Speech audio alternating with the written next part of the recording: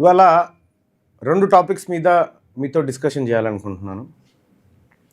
ఒకటి Indian education system, రెండోది BC బిడ్డ, ఒక ముదిరాజు బిడ్డ హీరోయిన్గా ఉన్నటువంటి ప్రత్యూషను రెడ్లు అత్యంత కిరాతకంగా అత్యాచారం చేసి హత్య చేసిన ఘటన మీ అందరికీ తెలుసు.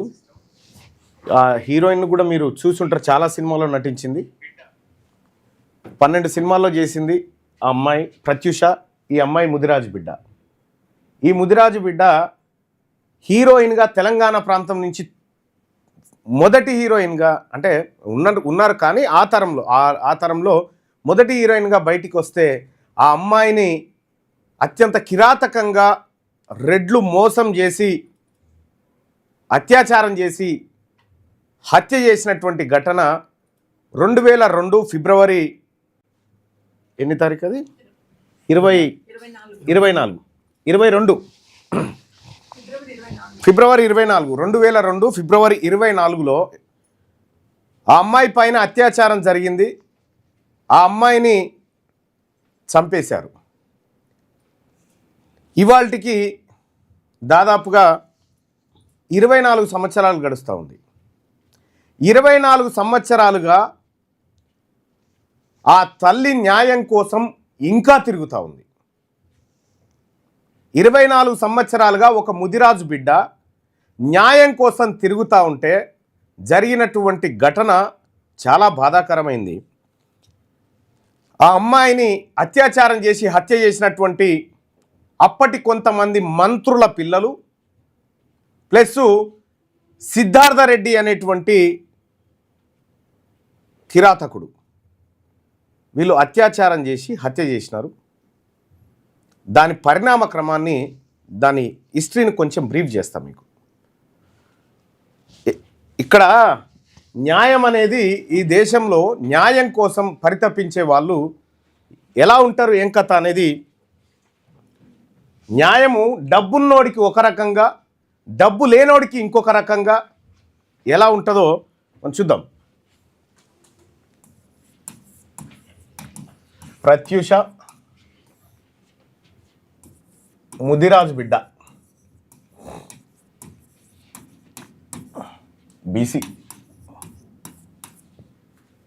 2000 ఈమె దాదాపుగా ఇక్కడ తెలుగులో శ్రీరాములయ్య, ఆ తర్వాత రాయుడు, స్నేహం అంటే ఇదేనా, సముద్రం, ఇలా చాలా సినిమాల్లో హీరోయిన్గా నటించింది. తమిళ సినిమాల్లో కూడా 10-15 సినిమాల్లో హీరోయిన్గా నటించింది. ఆ అమ్మాయి కెరీర్ అప్పుడే స్టార్ట్ అవుతుంది. అప్పుడే స్టార్ట్ అవుతున్నటువంటి క్రమంలో 2002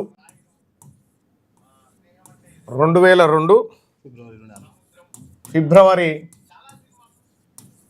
24 నాడు ఆ అమ్మాయి పైన రేప్ అటెంప్ట్ జరిగింది. ఆ అమ్మాయిని అత్యంత కిరాతకంగా హతమార్చారు. హతమార్చిన వారిలో ఆ రోజుల్లో ఉన్న మంత్రి పిల్లలు కూడా ఉన్నారు.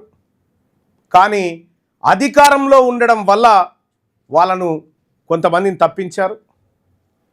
అప్పట్లో నాగం జనార్దన్ రెడ్డి గారి కొడుకు పేరు కూడా వచ్చిండే అప్పట్లో వార్తా కథనాలలో, ఇంకా కొంతమంది పేర్లు కూడా వచ్చినాయి.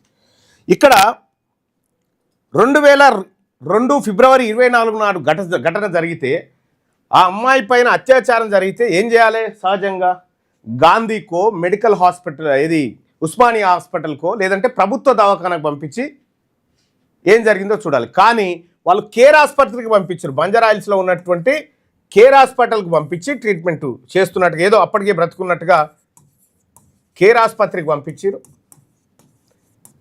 కేర్ ఆసుపత్రిలో చనిపోయింది అనేటువంటి మాట చెప్పడం జరిగింది.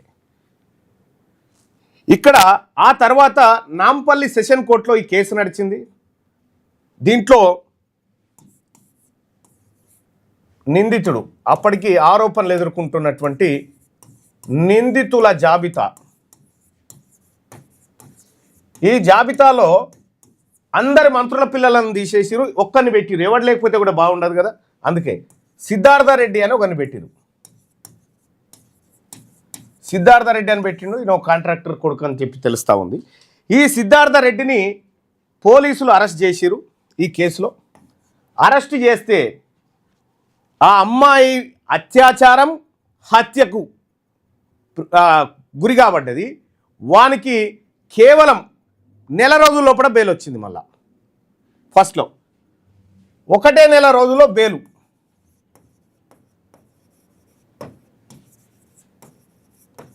ఒకటే నెల రోజుల్లో బెయిల్ వచ్చింది. బెయిల్ వస్తే నాంపల్లి సెషన్ కోర్టులో దీనిపైన విచారణ జరిగింది. ట్రయల్స్ అయినాయి. ట్రయల్స్ అయితే నాంపల్లి కోర్టు ఏం చేసిందంటే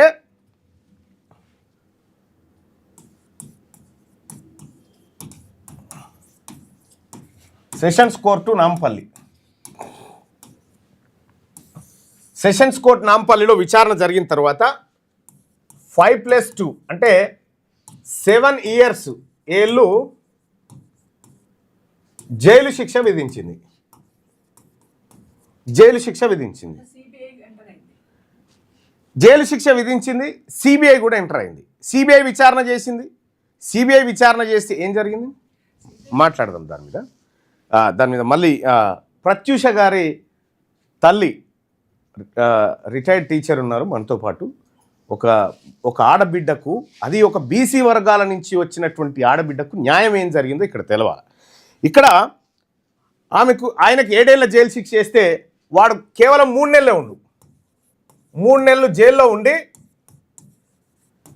బయటకు వచ్చేసిండు 3 నెలల తర్వాత. ఇది అన్యాయము. వానికి జీవిత ఖైదు పడాలి, లేదంటే ఉరిశిక్ష పడాలి అని ఆ తల్లి హైకోర్టుకు పోయింది.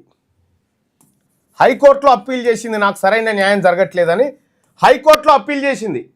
హైకోర్టులో అప్పీల్ చేస్తే ఎవరో బాధితురాలు పోయింది. బాధితురాలే హైకోర్టుకు పోయి నాకు అన్యాయం జరిగింది, ఇక్కడ మొత్తం మ్యానిపులేషన్ జరిగిందని చెప్పి హైకోర్టుకు పోతే హైకోర్టు ఏం చేయాలి? పూర్తి స్థాయిలో విచారణ చేసి చంపితే, లేదంటే చంపడానికి ప్రేరేపిస్తే, చనిపోవడానికి ప్రేరేపిస్తేనే జీవిత ఖైదు వేస్తారు. జీవిత ఖైదే పడాలి. చాలా ఉన్నారు అట్లా. కానీ ఈ 7 ఏళ్ల జైలు శిక్ష ఉంది కదా, ఇది ఉంది కదా, దీన్ని తీసేసి ఏం చేసింది ఎరికైనా హైకోర్టు 2 ఏళ్ల శిక్షకు మార్చింది. చూసుకోరిగా పోయిందేమో ఈమె జైలుకు, న్యాయం వానికి జరిగింది. ఈయనకి గత పెద్ద మనిషిని 7 ఏళ్ళు ఎట్లా పెడతారా, 2 ఏళ్ళు పెట్టుకోవడానికి హైకోర్టు చెప్పింది. హైకోర్టు చెప్తే ఏది 2011లో, ఇది 2011లో హైకోర్టు జడ్జిమెంట్ ఇచ్చి 2 ఏళ్ల శిక్షగా మార్చింది. 2 ఏళ్ల శిక్షగా మార్చంగానే వాడు ఆయనతో ఇటాటు మెసిలిండు, పోయి అమెరికాలో పడ్డాడు. ఎవడు? సిద్ధార్థ రెడ్డి. ఇప్పుడు అమెరికాలోనే ఉన్నాడు. ఇక వాడు ఇండియాకు వచ్చేది లేదు, సచ్చేది లేదు. ఆ తల్లి ఈ హైకోర్టులో కూడా న్యాయం జరగలేదని సుప్రీంకోర్టుకు పోయింది.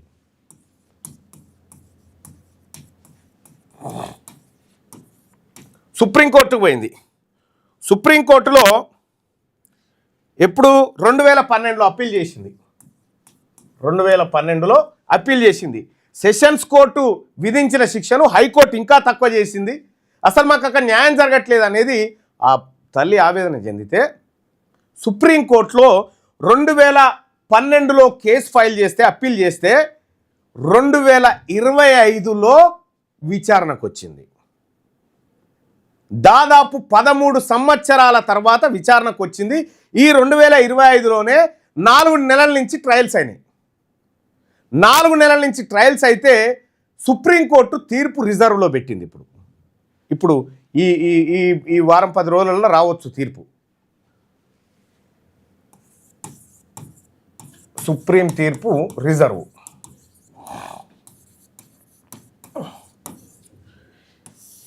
ఈ గడిచిన 24 సంవత్సరాలుగా న్యాయం కోసం తిరుగుతున్నటువంటి ఈ తల్లికి ఇప్పుడు సుప్రీంకోర్టులోనైనా న్యాయం దక్కుతుందా?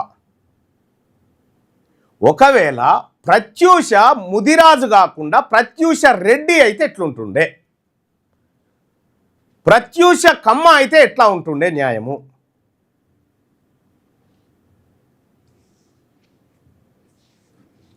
ఒక ముదిరాజు బిడ్డ హీరోయిన్ అయితేనే ఈ దొంగలు ఓర్చుకోలే. మొత్తం న్యాయ వ్యవస్థ, మొత్తం పోలీస్ వ్యవస్థ, అధికార వ్యవస్థ అంతా మొత్తం దొంగలకు సర్దిగట్టింది. పరిస్థితి ఆడికి వచ్చింది. మరి ఈ సుప్రీంకోర్టులో కూడా న్యాయం జరుగుతుందా? ఏం జరుగుతూ ఉంది? ఆ తల్లి 24 సంవత్సరాలుగా అనుభవిస్తున్న మనోవేదన ఇప్పుడు మీ ముందుకు వస్తుంది. అమ్మరండి ప్లీజ్.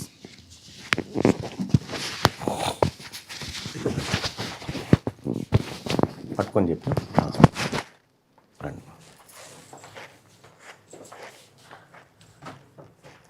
మేడం, ఈ యాదాద్రి భువనగిరి జిల్లాలోని బొమ్మల రామారం హై స్కూల్లో టీచర్గా పనిచేసినారు. ఇక్కడ మన సుదర్శన్ అన్న వాళ్ళ టీచరు అమ్మ. ఆ తల్లి ప్రత్యూష కూడా స్కూల్కి వచ్చి తీసుకొస్తుండే, చిన్నగా ఉన్నప్పుడు స్కూల్కు వస్తుండే ప్రత్యూష కూడా, సుదర్శన్ కూడా వీళ్ళందరూ పరిచయం. సో ఒక 24 ఏళ్ళ నుంచి ఒక ఆడబిడ్డ న్యాయం కోసం ఈ కోర్టుల మెట్ల చుట్టూ ఎక్కి దిగి అసలు ఏం జరుగుతుందనేటువంటి అంశంలో ఇవాళ తెలంగాణ రాజ్యాధికార పార్టీ మరీ ముఖ్యంగా తీన్మార్ మల్లన్న దగ్గర రావడం జరిగింది. ఆ తల్లిని నేను చాలాసార్లు పలకరించిన, చాలాసార్లు మాట్లాడినా. వాళ్ళ సోదరుడు శ్యామ్ సుందర్ పీఈటీ గారు, ఆయన నాకు మంచి గురువు. ఆయన మాకు పీఈటీ తర్వాత మీకు పీఈటీగా పనిచేసిన, అంటే మేము ఉన్నప్పుడు లేడు, ఆ తర్వాత వచ్చిండు. కానీ నేను వాలీబాల్ నేర్పించడానికి పోయేది. ఆయన బాగా సహకారం చేసి చాలా మంచి మనిషి. సో ఆయన ద్వారా కూడా కొంత సమాచారం వచ్చింది. 2002 ఫిబ్రవరి 22న ఏం జరిగింది తల్లి? అంటే 2023లో ఈవినింగ్ అండి. 2002లో ఫిబ్రవరి 23లో ప్రత్యూష ఈవినింగ్ బ్యూటీ పార్లర్కి వెళ్ళింది. ఎందుకంటే నెక్స్ట్ డే మార్నింగ్ ఆమెకు బెంగళూరులో ఓపెనింగ్ ఉండే, ఫిల్మ్ ఓపెనింగ్ ఉండే, కన్నడ మూవీ. దానికోసం అని చెప్పి ఈవినింగ్ అన్న శ్యామన్నయ్య కూతురు ఇద్దరు కలిసి వెళ్ళారు. వాళ్ళే వెళ్తున్నారు. నాకేమో స్కూల్కు లీవ్స్ అయిపోయినాయి బాగా. సో నేను ఈసారి రాలేనమ్మా అంటే అన్నయ్య కూతురుని పంపించండు. ఇద్దరు కలిసి వెళ్ళడానికి బ్యూటీ పార్లర్కి వెళ్ళిండు. ఇంక నేను వెళ్ళేటప్పుడు చూడడం అదే లాస్ట్ అమ్మాయిని. తొందరగా రండమ్మా.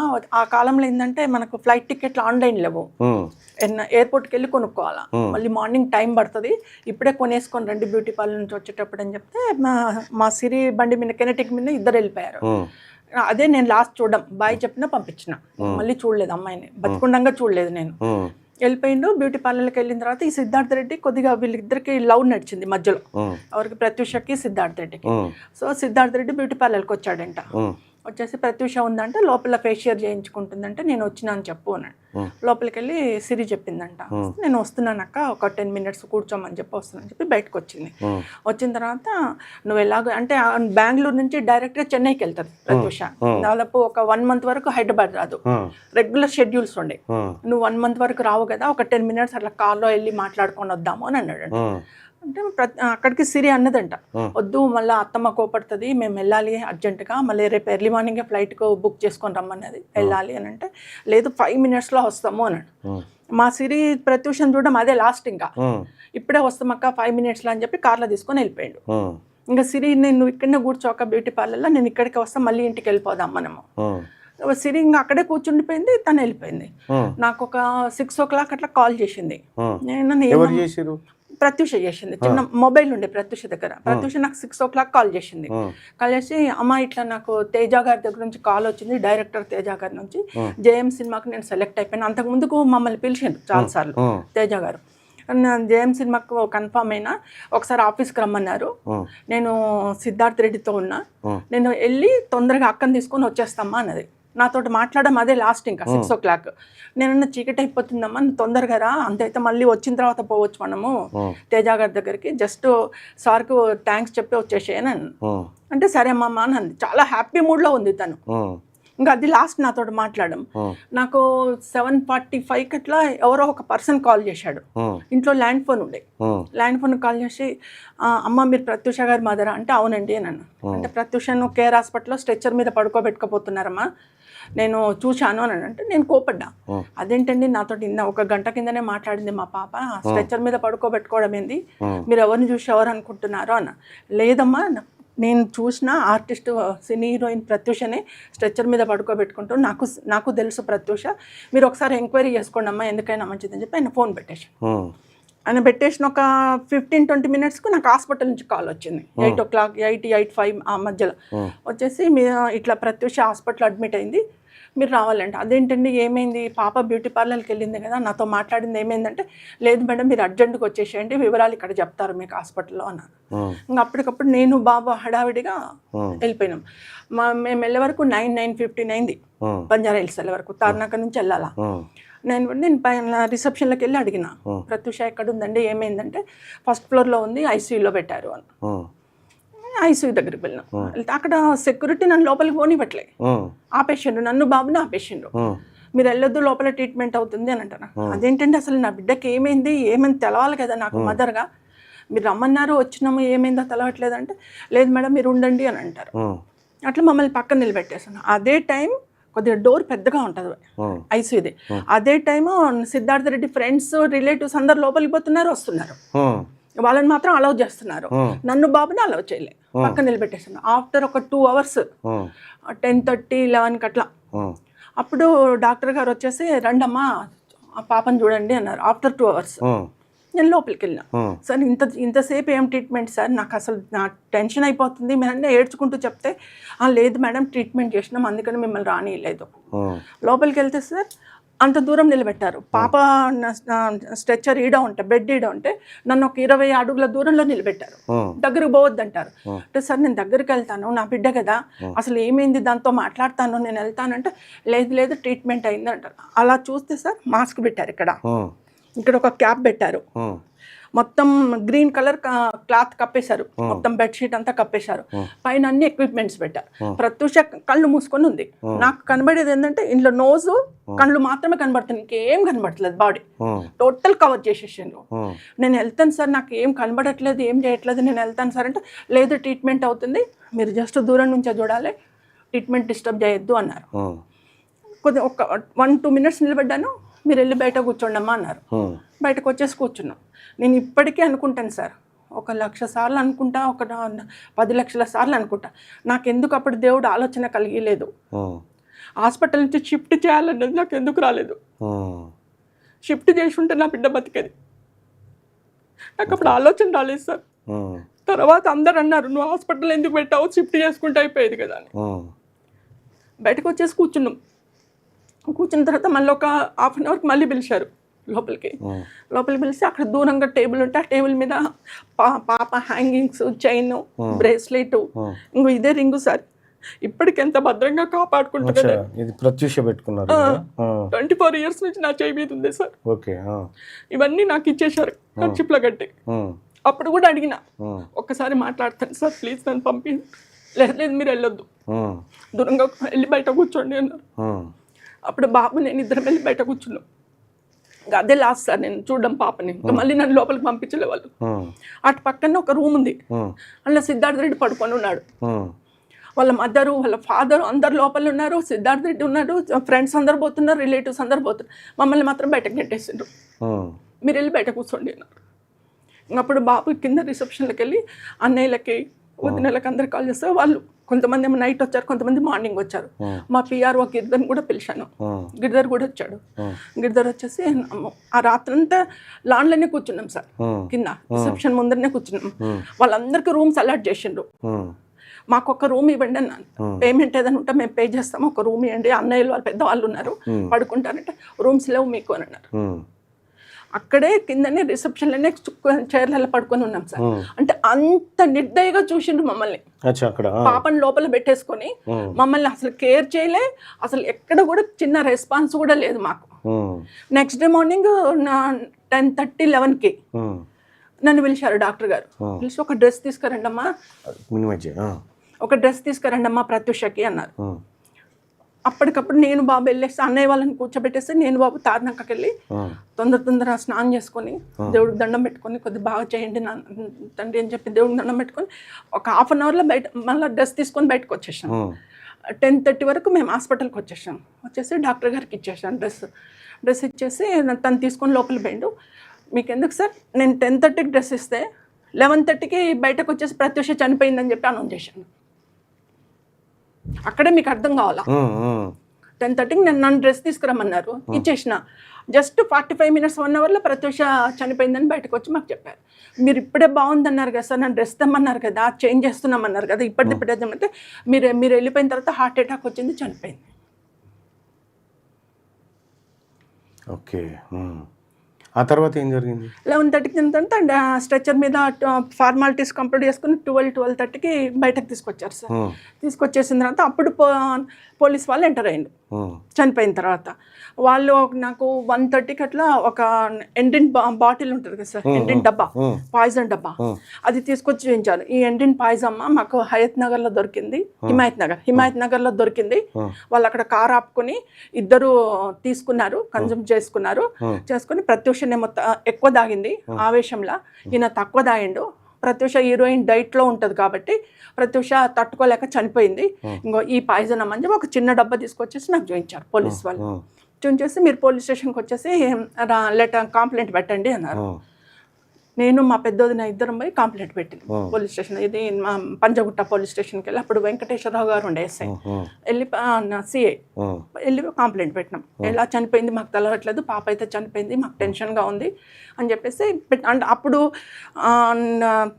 అత్యాచారం చేయబడింది లేకపోతే మర్డర్ అయింది మాకు తెలియదు కదా సార్. ఏమైంది తెలియదు, నాకు ఇష్యూ చెప్పట్లేదు ఎవరు. నేను మా పాప సడన్గా చనిపోయింది, ఎందుకు చనిపోయింది నాకు ప్రాబ్లంగా ఉంది, మాకు అనుమానాలు వస్తున్నాయి అని చెప్పేసి నేను కంప్లైంట్ పెట్టాను. కంప్లైంట్ పెట్టి మళ్ళీ కేర్ హాస్పిటల్కి వచ్చినాం. కేర్ హాస్పిటల్కి వచ్చేసరికి అక్కడ మా సిరి అక్కడే ఉంది బ్యూటీ పార్లర్లో. ఇంకా రాత్రి 10 అవుతున్నా రావట్లేదు, ఏంది సిరి అని పింకీ అని చెప్పేసి నా ల్యాండ్ ఫోన్ కాల్ చేసిందట. మేము ఇక్కడ ఉన్నాం హాస్పిటల్లో. హడావిడిగా అది పాపం కెనటిక్ వేసుకొని తార్నాక వెళ్ళింది.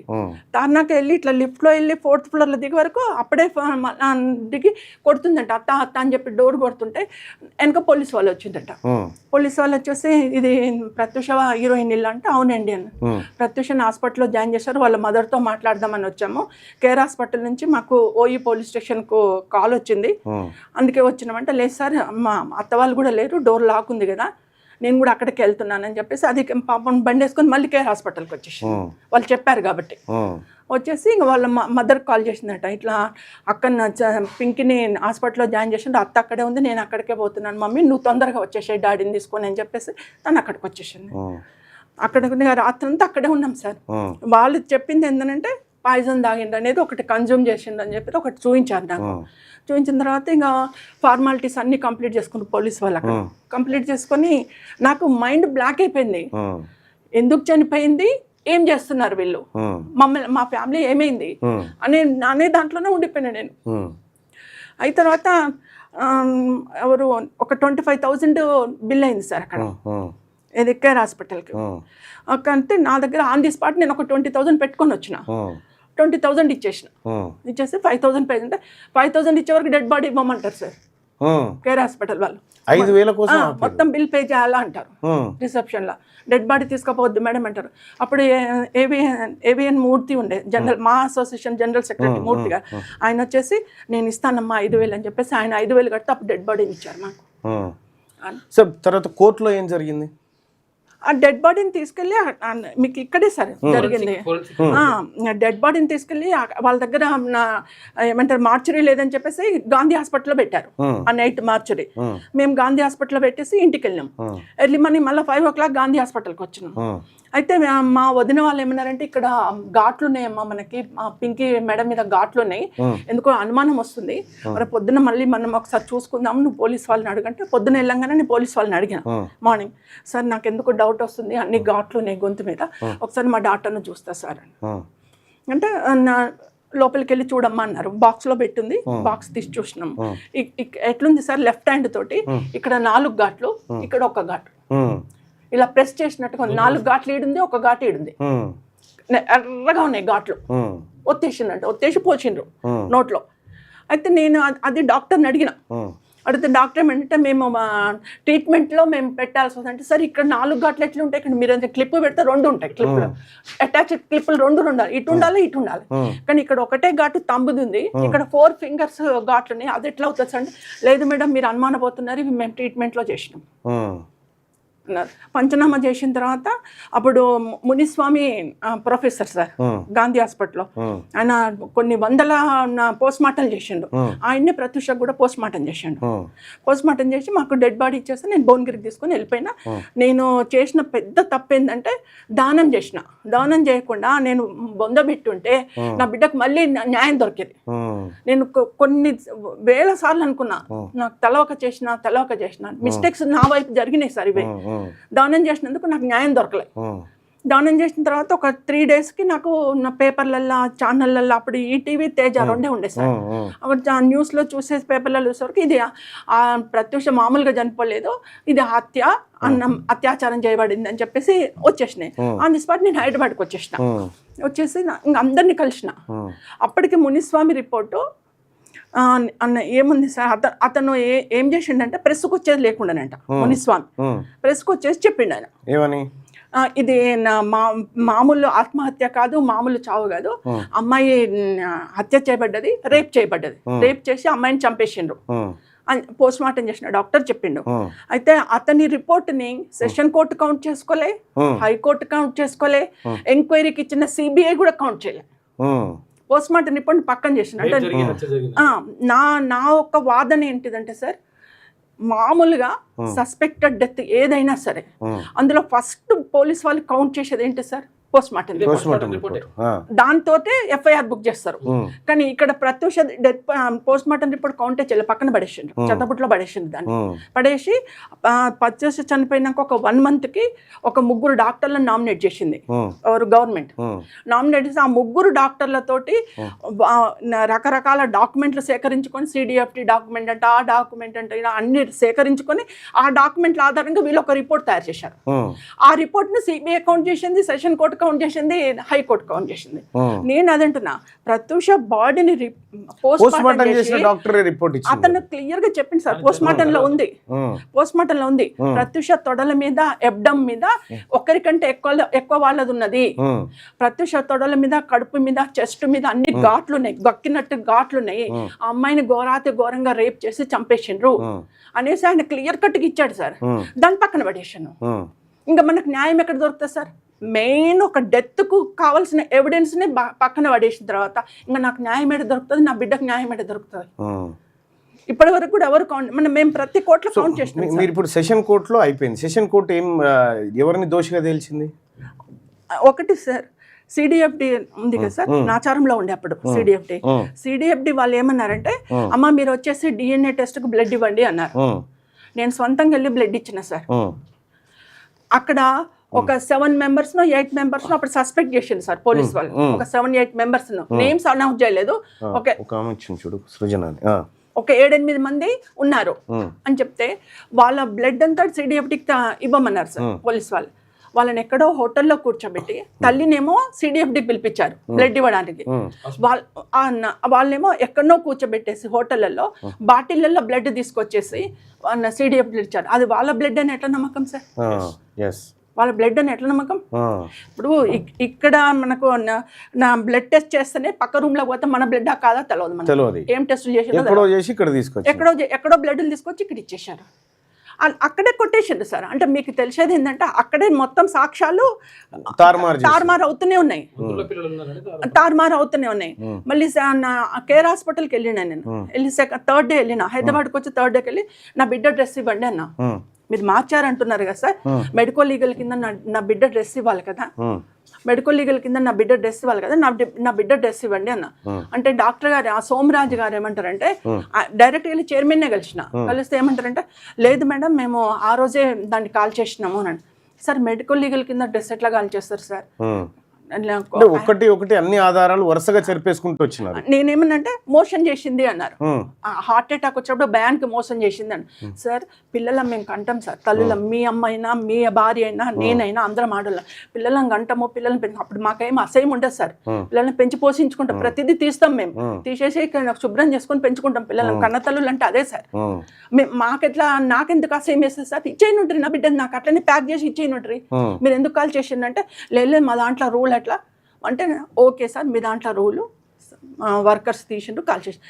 పైదేమైంది సార్, కిందంటే మోషన్ అయింది పైజామ్లో, పైదని ఇవ్వచ్చు కదా, మీరు పైదెందుకు మీద తీసేసినట్టు, లేదు మొత్తం డ్రెస్ కాల్ చేసిండ్రు అని. ఒక 2 days తర్వాత మళ్ళీ నన్ను పిలిచి ప్రత్యూష చెప్పులను మంచిగా ప్యాక్ చేసి రాక్లో పెట్టి నన్ను పిలిచి, అవి మీ అమ్మాయి చెప్పులే కదమ్మా మీరు తీసుకోండి. ప్రత్యూష చెప్పులకు అంత విలువ ఉంది, ప్రత్యూష డ్రెస్కు విలువ లేదా సార్? అంటే ఇక్కడ నేను అందరికీ మీలాంటి వాళ్ళకి తెలియజెప్పేదంటే ఎవిడెన్స్ని ఎట్లా మాయం చేసిండు, స్టెప్ టు స్టెప్ ఎవిడెన్స్ని మాయం చేసుకుంటూ వచ్చింది. ఎవ్రీ ఎవిడెన్స్ లేకుండా నాకు అందకుండా చేసిండు సార్ ప్రతిది. ఇంకా నాకు న్యాయం దొరకదు. అప్పుడు సిద్ధార్థ రెడ్డిని అరెస్ట్ చేశారా? అప్పటికి సిద్ధార్థ రెడ్డిని అరెస్ట్ చేసింది సార్. ఎందుకంటే సిద్ధార్థ రెడ్డి తోటే పోయింది కాబట్టి సిద్ధార్థ రెడ్డి కంపల్సరీ అక్యూజ్డ్ కావాల్సింది అక్కడ. కాబట్టి సిద్ధార్థ రెడ్డిని మాత్రం అక్యూజ్ చేసి మిగతా వాళ్ళందరినీ తప్పేసారు. తప్పించడానికి కావాల్సిన ఎవిడెన్స్ అన్ని తీసేసారు. సిద్ధార్థ రెడ్డికి జైలు పోయిన తర్వాత మళ్ళీ 10-15 రోజులకు బెయిల్ వచ్చి బయటకు వచ్చిన తర్వాత కోర్టు ట్రయల్స్ అయిన తర్వాత సెషన్ కోర్టు ఎన్ని రోజుల శిక్ష వేసింది? 5+2 ఇచ్చింది సార్. అంటే 7 ఏళ్ల శిక్ష. 7 ఏళ్ల శిక్ష అంటే 5 ఏళ్ళు అవుతుంది సార్. ఒక సెక్షన్ కు 2 ఏళ్ళు ఇచ్చిండ్రు, ఒక సెక్షన్ కి 5 ఏళ్ళు ఇచ్చిండ్రు. కంటిన్యూ ఉంటుంది అంటే 5 ఏళ్ళ శిక్ష వేస్తే మళ్ళీ మీరేం చేశారు? నేను హైకోర్టుకి వెళ్ళినా సార్ 2011లో వెళ్ళినా. అంటే సిబిఐ రిపోర్ట్ సబ్మిట్ చేసింది సెషన్ కోర్టులో. ఇది ఎట్లా అంటే ఆత్మహత్య, సిద్ధార్థ రెడ్డి ఆత్మహత్యకి ఎంకరేజ్ చేసిండు కాబట్టి, పాయిజన్ తీసుకోవడానికి ఎంకరేజ్ చేసిండు కాబట్టి అతనికి ఎంకరేజ్ కింద 5 years +2 ఇచ్చేద్దాము అని చెప్పేసి సిబిఐ రిపోర్ట్ సబ్మిట్ చేస్తే సెషన్ కోర్టు జడ్జి ఇచ్చేసిండు. దాన్ని నేను 2011లో వెళ్ళిన హైకోర్టుకి వెళ్ళి, నా బిడ్డ చనిపోయింది, మీరు పోస్ట్ మార్టం రిపోర్ట్ కౌంట్ చేయలేదు సెషన్ కోర్టులో, మీరన్నా కౌంట్ చేయండి పోస్ట్ మార్టం రిపోర్ట్ని, కౌంట్ చేసుకుంటే బాగుంటుంది, మాకు న్యాయం దొరుకుతుంది. ఎక్కడైనా పోస్ట్ మార్టం రిపోర్ట్ కౌంట్ చేయాలి కదా, సిబిఐ కౌంట్ చేయలేదు, సెషన్ కోర్టు కౌంట్ చేయలేదు, నా బిడ్డ అత్యాచారం చేయి మర్డర్ చేయబడింది కాబట్టి నాకు న్యాయం చేయండి అని చెప్పేసి నేను 2011లో వెళ్ళాను సార్ కోర్టుకి. ఇంకో విచిత్రం ఏంటంటే ప్రత్యూషను పోస్ట్ మార్టం చేసిన డాక్టర్ యాక్సిడెంట్ లో చనిపోయాడు. 2009లో చనిపోయాడు. యాక్సిడెంట్ లో చనిపోయాడు. ఎంత విచిత్రం అంటే ఇక ఏ ఎవిడెన్స్ లేకుండా క్లోజ్ చేసిరు అన్నట్టు. ఒకవేళ ఆయన ఉంటే ఆయన అక్కడ సాక్ష్యం చెప్పేటోడు ఏడా హైకోర్టులో. లేదు సార్ 2009 కంటే ముందే బతుకున్నప్పుడు పుణ్యవతి సిపిఎం పుణ్యవతి గారు ప్రజావాజ్యం కేసు వేసినప్పుడు ఆయన పిలిచారు మునిస్వామిని హైకోర్టుకి. ఆయన వచ్చి సాక్ష్యం చెప్పాడు, ఇది రేప్ చేసిండ్రు, అమ్మాయిని అత్యాచారం చేసిండ్రు, అమ్మాయిని మర్డర్ చేసిండ్రు, నా రిపోర్ట్ 100% కరెక్ట్, నేను బాడీని చూసి చేసిన అని చెప్పేసి చెప్పాడు. డైరెక్ట్ పోస్ట్ మార్టం చేసిన డాక్టరే చెప్పిన తర్వాత ఆ డాక్టర్ సడన్ గా యాక్సిడెంట్ లో చచ్చిపోయాడు. ఇక అంటే ఒక మర్డర్ తర్వాత సాక్ష్యాలు ఖతం చేయడానికి ఆ డాక్టర్ని కూడా చంపిరనేది దీన్ని బట్టి అర్థమవుతుంది. సో హైకోర్టు ఏం తీర్పిచ్చింది? హైకోర్టు 2 years ఇచ్చింది సార్, తగ్గించేసింది. 5 ఏళ్ల శిక్షను 2 ఏళ్ళకి తగ్గించింది. ఇంకా వానికి న్యాయం కోసం పోయిందేమో ప్రత్యూష తల్లి, వీడికి జీవిత ఖైదు పడాలి, ఉరిదీయాలి వాడిని అని చెప్పి ఈ తల్లి పోతే, ఈ తల్లికి న్యాయం జరగకపోగా 5 ఏళ్ళు ఎట్లయితారా వానికి 2 ఏళ్ళు సరిపోతుందని 2 ఏళ్ళు చేశారు. 2 ఏళ్ళు ఇచ్చేసి సిద్ధార్థ రెడ్డి ఒక 40,000 రూపాయలు ప్రత్యూష కుటుంబానికి నష్టపరిహారం ఇవ్వాలి. అది కేసు. ఆ తర్వాత 2012లో సుప్రీంకోర్టు పోయింది. సుప్రీంకోర్టులో కేసు వేస్తే దాదాపు ఒక 13 సంవత్సరాల పాటు అది నడుస్తూనే ఉంటే ఈ 2025లో గత 4 నెలల నుంచి ట్రయల్స్ నడిచినాయి సుప్రీంకోర్టులో. ట్రయల్స్ నడిస్తే ట్రయల్స్ అయిపోయినాయి, తుది తీర్పు రిజర్వ్ పెట్టింది సుప్రీంకోర్టు. ఈ తీర్పు ఇంకొక 5-10 రోజులలో వస్తుంది.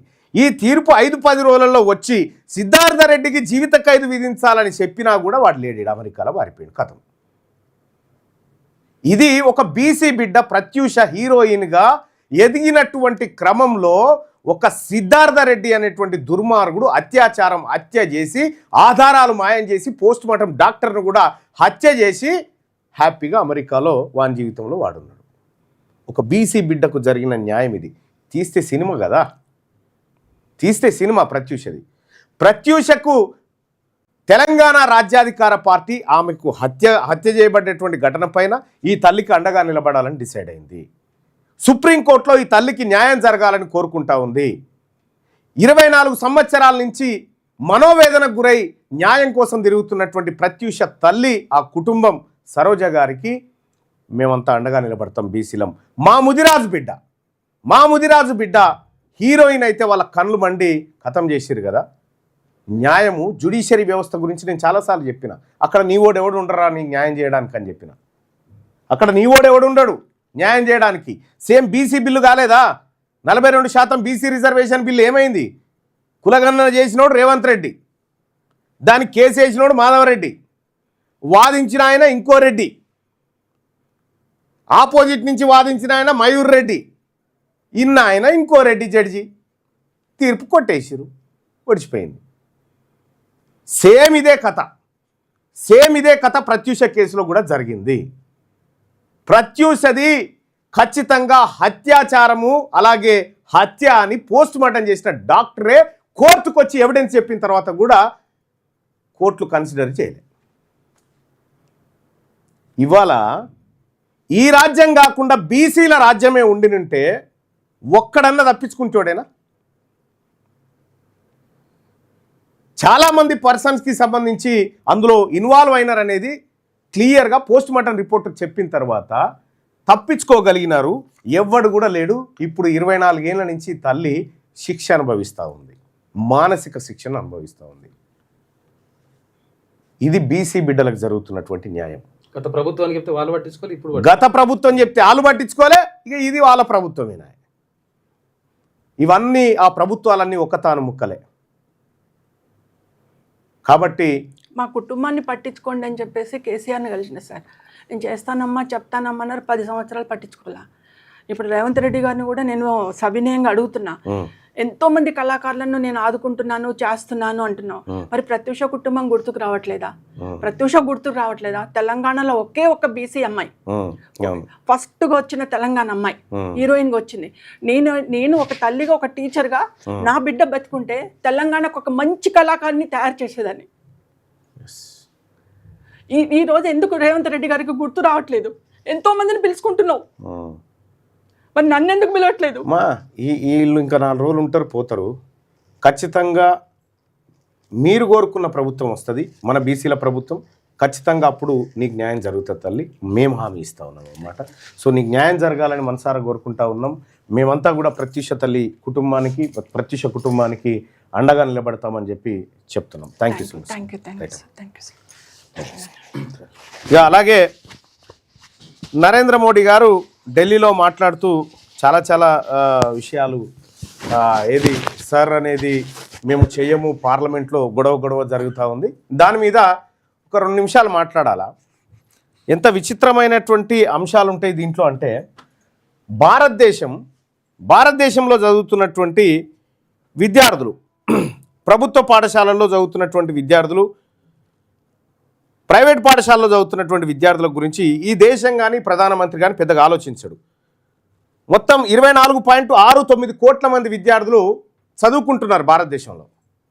అందులో 12.16 కోట్ల మంది ప్రభుత్వ పాఠశాలల్లో చదువుతూ ఉన్నారు. అంటే దాదాపుగా 49% మంది చదువుతూ ఉన్నారు. ఇక్కడ మన విద్యా విధానం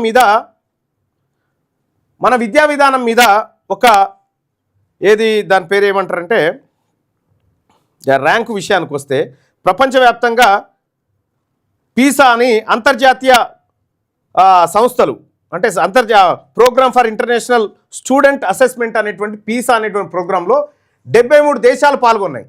73 దేశాలు పాల్గొంటే ఇండియాకి ఎంత ర్యాంక్ వచ్చిందో తెలుసా? సేమ్ 72వ ర్యాంకు, లాస్ట్ నుంచి 2వది.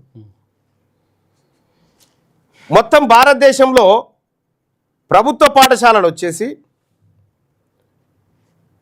10,13,322 ప్రభుత్వ పాఠశాలలు ఉన్నాయి.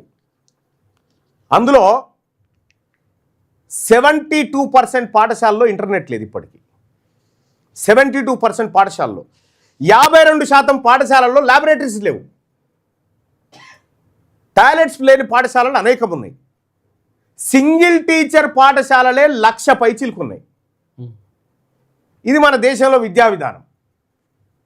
దీని గురించి పార్లమెంట్లో జరగదు చర్చ. దీని గురించి ప్రధానమంత్రి ప్రకటన చేయడు, కేంద్ర విద్యాశాఖ మంత్రి పట్టించుకోడు.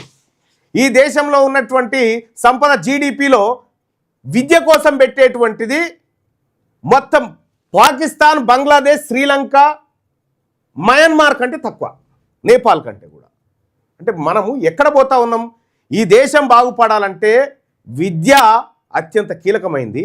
దాన్ని ఖతం చేసి బీహార్ ఎన్నికలలో 10,000 ఇవ్వాలి మహిళకు. ఇగో ఈ పనిలో ఉన్నాయి రాజకీయ పార్టీలన్నీ. అందుకోసమే ఇక మహిళల విద్యనైతే అత్యంత దారుణమైన పరిస్థితి.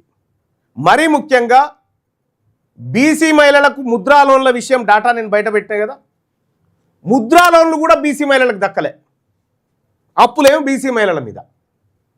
అందుకోసమే బీసీ మహిళలను చైతన్యపరచడం కోసం, బీసీ మహిళలను అన్ని రంగాల్లో ముందుకు తీసుకురావడం కోసం తెలంగాణ రాజ్యాధికార పార్టీ కంకణం కట్టుకుంది. అందులో భాగంగానే మా సోదరి నీరజ మన తెలంగాణ రాజ్యాధికార పార్టీలో చేరడం జరిగింది. నీరజను ఒకసారి ఇట్రమ్మ. నీరజ గౌడు కాంగ్రెస్ పార్టీలో చాలా యాక్టివ్గా పనిచేసినటువంటి నీరజ గౌడు తెలంగాణ రాజ్యాధికార పార్టీలో చేరింది. సో తెలంగాణ రాజ్యాధికార పార్టీ రాష్ట్ర కమిటీ నిర్ణయం మేరకు నీరజ గారిని తెలంగాణ రాజ్యాధికార పార్టీ మహిళా విభాగం వర్కింగ్ ప్రెసిడెంట్గా నియమించడం జరుగుతూ ఉంది. థ్యాంక్ యూ అమ్మ, థ్యాంక్ యూ. ప్రస్తుత రాజకీయాలపైన సుదర్శన్ గారితో మన సోదరి నీరజ డిబేట్లో ఉంటుంది ఇప్పుడు. సో ఆమె ఇప్పుడు తెలంగాణ రాజ్యాధికార పార్టీ మహిళా విభాగం వర్కింగ్ ప్రెసిడెంట్గా ఈ రాష్ట్రంలో మహిళా లోకాన్ని, మరి ముఖ్యంగా బీసీ మహిళలను రాజకీయంగా అన్ని రంగాల్లో ముందుకు తీసుకురావడానికి ఆమె కొన్ని ప్రత్యేక బాధ్యతలు అప్పచెప్పబోతా ఉంది పార్టీ. అందులో భాగంగా నేనే రమ్మని పిలవడం జరిగింది నీరజ గారిని. థ్యాంక్ యూ సో మచ్ రా వచ్చినందుకు. అలాగే మీరు సుదర్శన్తో డిబేట్లో పాల్గొనండి. Okay, thank you.